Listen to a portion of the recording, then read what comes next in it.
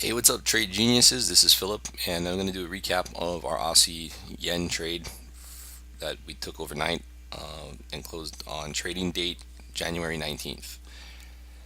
The previous video, we had this channel drawn, and primarily I did that just to kind of show the order of magnitude of the overbought condition on AJ. So as you can see, it continued to move up past the strike that I had looked at for shorting, and then also took the next one up. And I took the next one up because that was actually the original strike I was looking for. The reason why I called out the 8640 is because at that time, this move, this energy really hadn't manifested itself, and it didn't look like, based on the parameters I use and I was seeing, I wasn't even sure if we'd see 8640. But then we had a huge move. This happened across the board on all the yen pairs and also the dollar CAD, which we were also looking to get into, and actually called that trade off, and we'll get to that in a little bit. But just a big thrust up, and we're going to talk about what you see here versus what we like to normally see. And that's why this week I was hinting at, trading your size, your trading size, talking about taking your trading size down as we were heading toward inauguration. This here is a 200 pip move in 24 hours. He had something similar here.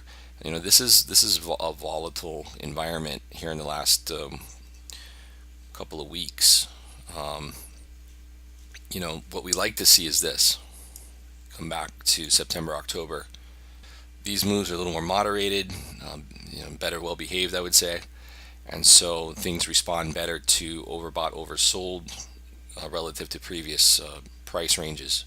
But when you start getting into a picture like this, in here's okay, but it's coming from an extreme move, so that kind of skews what the software considers overbought or oversold. Once this settled in, then this became an overbought condition and triggered. But you can see there's volatility when you got 200 pip ranges in 24 hours. There's volatility in the mix. Dollar CAD, we were looking at this level at the 3280. Again, this is a large run up, and then it stalled out. At this point, I didn't like the fact that it was consolidating here, and so we called off 3280. I thought we could probably come back and see how 3200 looked, or 3300, excuse me. But the problem was, once AJ started rocketing, then across the board you just kind of saw this big large move in the various pairs. So I didn't want to expose ourselves to any more fading that move. I didn't want to have any more risk on that, so we laid off. And as you can see, that kept going up past into 3 o'clock, and then it finally started giving up. But at that point, 3320 barely would have been safe. So that's what happened. We just had a large thrust into the session, the day session, which normally doesn't happen, and that's why we like to go out to like the 3 p.m. Usually the overnight moves kind of resolve themselves and take a breather. It just didn't happen today, so this week is not an easy trading week. I've been hearing it from other pro traders. I know guys that trade forex big, and it's not an easy week. Everybody's kind of having a tough go at it, but that's part of trading, right? We're going to go through that, and I've certainly seen it time and time again, and we just get through those cycles and kind of back to more a return toward median. We didn't take any intraday trades because this week it just didn't shape up. The premiums weren't there, and I didn't see anything worth exposing us to.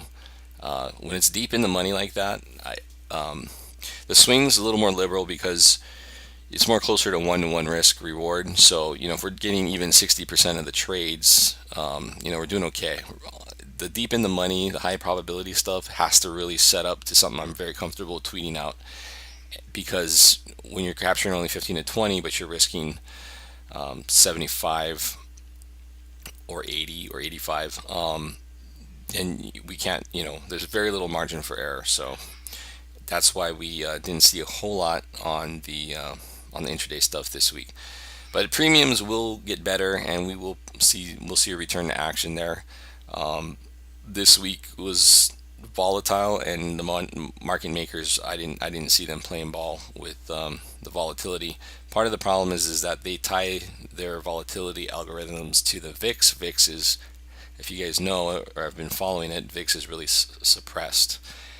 There's a there's a forex volatility index. I think it's EU VIX, which accurately represents kind of what we're seeing. We're seeing very healthy movement in the currencies, but they're pricing it like it's based off the VIX, which is unfortunate. But that's just the way they do it, and not much we can do about it other than know when to be patient and play when the premiums make sense too. Okay, so that's kind of a recap on last night and kind of the week as well. We had a couple nice UJ trades this week. Last one overnight again was a shorty. We were in it for about 22 minutes, and then we were able to take profit early. Tonight, we'll look for that setup. A little bit different entry. Probably will not get into it like we did last night. A little different environment tonight. So we will take a look at that. And if something favorable happens, we'll tweet that out. Or we just lay off it tonight. Okay, so that's about it. I hope you guys have a safe trading tomorrow if you are trading. We likely won't be taking any signals tomorrow, and see what happens when Trump starts to speak. As the last couple of times, it's been dump when he starts speaking, and then a quick recovery. So we'll see if that happens again. All right, guys, take care. Thanks for watching. See you next time.